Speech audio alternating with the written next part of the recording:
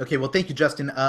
So I think what we'll do now is we'll talk a little bit about the step-by-step process for coaches to really utilize social media platforms most effectively. So I'm going to go through for you guys just sort of a framework. And this is going to be appropriate basically for any social platform that you decide is going to make the most sense for you. So let's actually start off at the very beginning. We'll go back to the idea that Stephen Covey pointed out in his book about highly effective people and their habits, and that's, I think it was habit number 2, which is that you need to have an end in mind. You need to know where you're going. You need to have that goal. Right? So if you are creating a social marketing program for your coaching business, your mentoring business, you are trying to get people to become a client, to sign up for your group coaching, sign up for your video training that might be a funnel into your coaching. Whatever it may be, that's your goal to bring them from social media.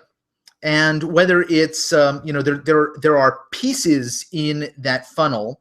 If you don't know what I mean by funnel, it's simply the process by which you're going to walk people through to get from where they are online, where they encounter you online, to become a client or to be a customer of a product of yours, a book or a course.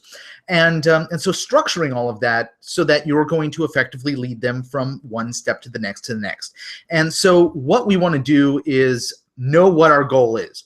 And that could be, interim goals like signing them up for an email list. And then you're going to have an email autoresponder continue to nurture them through the process of becoming familiar with you, getting to know, like, and trust you. And then there's calls to action in your emails. That could be one option. Another option is to invite them to a webinar. Another option might be to invite them to, a discovery session with you. I don't happen to like that approach, but it's a very common approach for a lot of coaches out there. And if it's working for you, that's a great approach. One challenge is that that's a tough one to scale. And so when we're talking about online automation and reaching more people, reaching a wider audience, that's probably not the best goal. It's not a good idea to be scheduling tons of free 15-minute or free half-hour, free hour-long conversations with people because you only have so many hours in the day. And ultimately, our goal is to get you spending those hours with clients, or getting you spending those hours with product or content creation that you can sell, courses, writing more books on Kindle, and things that are going to help you amplify your message. So I really don't like the idea of driving a funnel into discovery sessions or strategy sessions because, again, it's not scalable. So we need to know what that end goal is. That's the first place we start. And then we want to look at who our target audience is. So figure out who they are, what their needs and desires are, and then craft messages speaking to that. So you want to really focus on what is it that my audience, my target audience out there cares about, needs, and wants to be interacting with me on. And so your content could be all over the place when it comes to exactly what you're putting out there. You don't want to have, hammer them with the same message over and over again. If you're a career coach, for example, you don't want to be focusing on the steps to finding your next job or to planning that career move or whatever it may be. You don't want to just focus on that process. You want to also get into the minds of the people out there in your target audience and what matters to them. And if you are going after individuals, and I'm just going to use career coach as an example here, but individuals who have aspirations to a certain classification of jobs or are after certain management philosophies, adding that sort of content, curating content from others. I read a great article and I want to share it with you.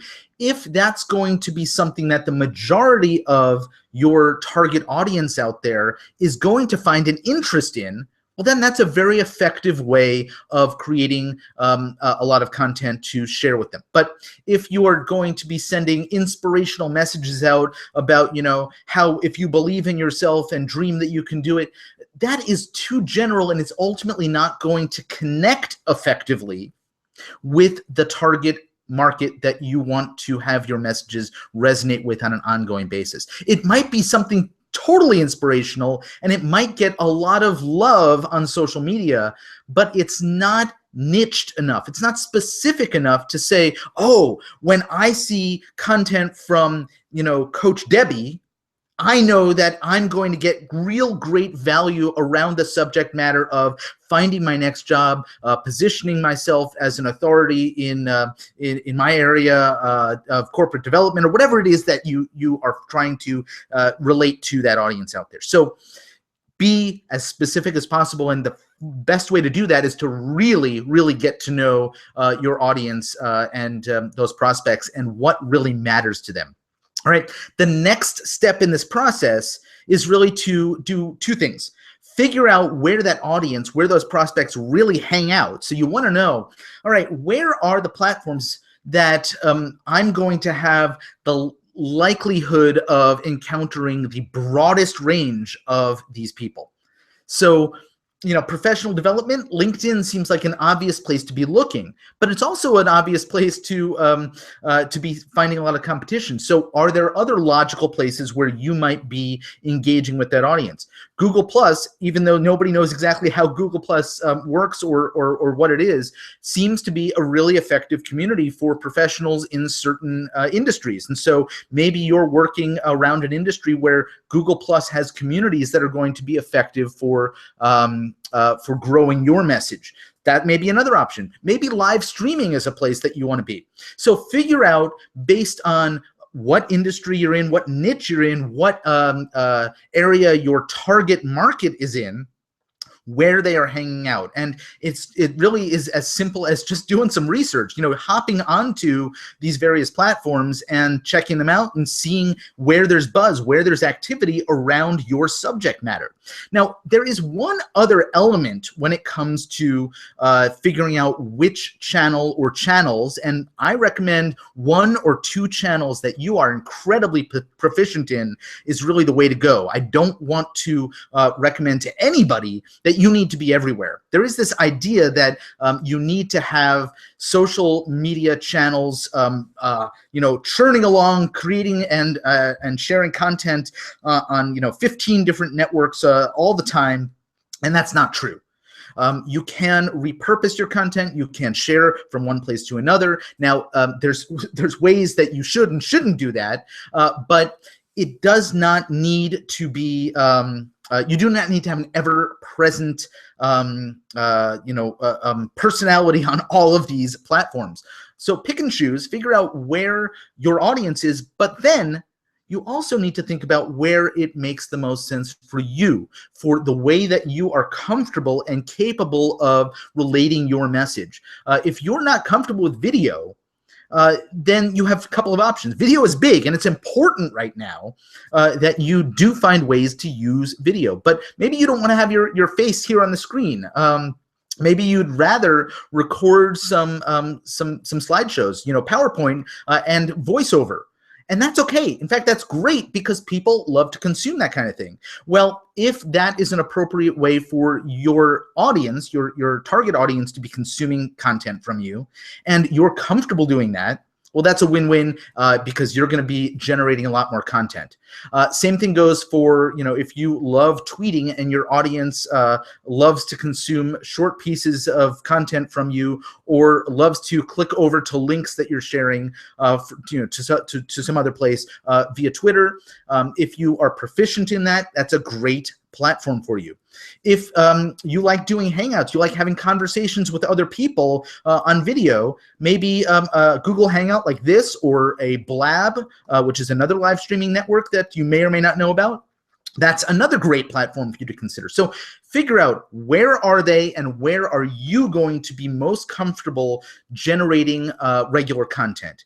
And then that obviously brings us to the next step, which is you need to generate content consistently. And you need to just put it on your calendar. Find time in your schedule, whether it's 30 minutes once a week, 1 hour once a week. You're going to learn how to be efficient in creating the content that resonates with your audience the most.